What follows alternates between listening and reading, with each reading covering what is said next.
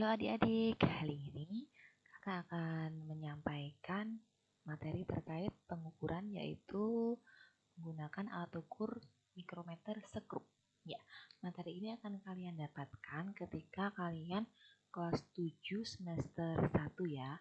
Tetapi materi ini juga akan kalian pelajari lagi kelak di kelas 9 karena ini masuk di salah satu materi yang keluar di ujian ASPD ya.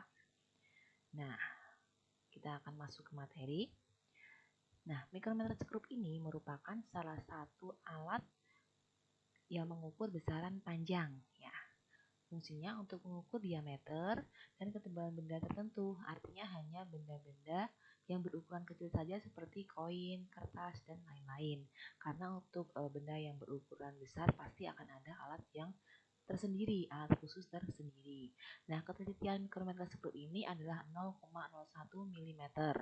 Ketelitian ini maksudnya skala terkecil yang dimiliki oleh mikrometer sekrup ini. Artinya dibandingkan dengan mistan maupun jangka sorong, mikrometer sekrup ini memiliki ketelitian yang jauh lebih kecil, artinya lebih akurat daripada kedua alat tersebut. Nah, hasil pengukuran mikrometer sekrup ini merupakan penjumlahan dari skala utama dan juga skala Nonius. Nah, sebelum kita ke hasil pengukuran bagaimana cara membaca skalanya, kalian perlu tahu ini merupakan bagian-bagian dari mikrometer sekrup. Nah, ini merupakan bagian poros tetapnya. Lalu ini adalah poros gesernya. Ini nanti akan disesuaikan dengan ukuran benda yang akan diukur. Ini bagian penguncinya. Nanti bisa digeser ke kiri untuk dikunci. Jadi nanti skalanya tidak akan bergerak. Nanti kalau ingin dibuka tinggal digeser ke kanan. Ini adalah bagian skala utama dan ini adalah skala Noniusnya. Nah, ini adalah pemutarnya untuk menyesuaikan ukuran poros geser dengan bendanya. Dan ini adalah rasetnya. Nanti kalau sekiranya si pemutar ini sudah mencapai ketebalan dari benda, tinggal kita geser bagian raset ini. Nanti kalau sudah dikeretek-keretek, berarti sudah maksimal ya. Tinggal kita kunci dan kita baca skalanya. Nah, ini adalah contoh dari pengukuran ketebalan koin ya. Jadi nanti koinnya diletakkan seperti ini, lalu dikunci ke kiri, tinggal kita baca skalanya. Nah, sebelum kita menggunakan atau membaca alat ukur mikrometer sekrup, pastikan alat tersebut sudah dikalibrasi ya. Kalibrasi ini bertujuan untuk membuat skala 0 ya. Jadi 0 pada skala utama harus tepat dengan angka 0 pada skala Noniusnya. Nah, ini cara kalibrasinya dengan suatu alat ya. Ini alatnya. Biasanya ini sudah tersedia satu set pada kotak mikrometer sekrup ya. Selanjutnya, cara membaca skala mikrometer sekrup. Ya, ketika dalam keadaan belum terpakai, maka ini porosnya baik yang tetap maupun yang bergeser ini akan menjadi satu ya. Lalu penguncinya akan tertutup, dia akan ke kiri. Nah, ketika kita akan menggunakan dan sudah dikalibrasi, pastinya pengunci silahkan digeser ke kanan. Setelah itu kita geser ini pemutarnya disesuaikan dengan ukuran benda yang akan diukur. Jika sekiranya sudah sesuai, ya sudah rasetnya ini sudah kretek-kretek ya. Selanjutnya kita kunci ya, penguncinya kita geser ke kiri. Tujuannya supaya ini skalanya tidak bergeser lagi. Setelah itu bendanya bisa kita ambil jika bisa. Kalau tidak bisa ya biarkan di sini nggak apa-apa. Kita langsung baca skalanya ya.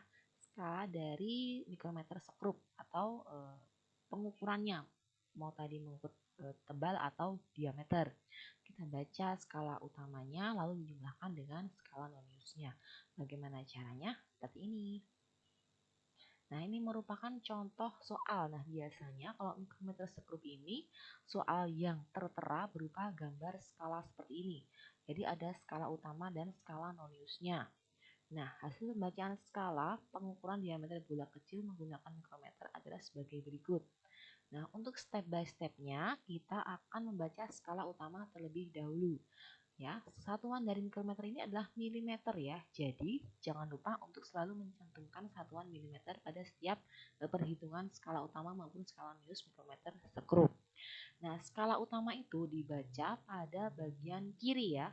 Pada bagian kiri yang skalanya itu kita baca secara horizontal ya. Ini sampai pada angka yang pada garis yang terakhir terlihat di skala utama. Di sini ya. Kita mulai dari awal, ini menunjukkan angka 0.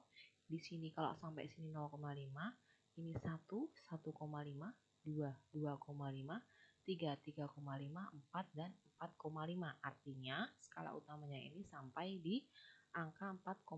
Kita tuliskan terlebih dahulu skala utamanya 4,5 mm. Lalu kita beralih ke skala nonius ya.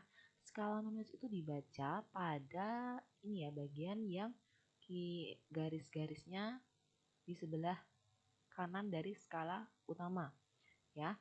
Jadi bacanya nanti vertikal ya kalau ini. Nah, skala utamanya itu yang satu garis dengan skala utama. Maaf, skala noniusnya itu yang satu garis dengan sumbu pada skala utama ya. Ini jadi skala noniusnya terbaca di atasnya angka 10. Jadi skala noniusnya terbaca di angka atau garis ke-11. Jadi kita tulis 11 di sini dikali dengan ketelitiannya 0,01 mm sama dengan 0,11 mm. Lalu hasil pengukurannya skala utama ditambah skala nonius sama dengan 4,5 mm ditambah 0,11 mm sama dengan 4,61 mm. Jadi opsi yang paling tepat adalah C. Nah, kita coba untuk latihan soal 2 nomor ini ya. Nah, untuk nomor 1 kalian perhatikan skala utamanya ya. Skala utamanya itu sampai di angka berapa? Kita mulai dari angka 0. 0, ini 0 setengah, 1, 1 setengah, 2, 2 setengah, 3, 3 setengah, 4, 4 setengah, 5. Jadi skala utama adalah 5 mm. Jangan lupa satuannya. Lalu skala noniusnya ya. Skala noniusnya itu cari yang satu garis lurus ya atau sejajar dengan sumbu pada skala utama. Ini tepat di sini ya. Ini 45, atasnya 46, lalu tepat di garis ke-47 atau angka 47 ya. Di 47 ini kita tuliskan 47 ya dikali dengan 0,01. Oh maaf, 0,01 mm ya. Lalu kita tuliskan hasilnya skala utamanya 5 mm dijumlahkan dengan 0,47 mm. Hasilnya adalah 5,47 mm. Seperti ini. Mudah ya. Saya buat warna merah biar terlihat jelas hasilnya ya.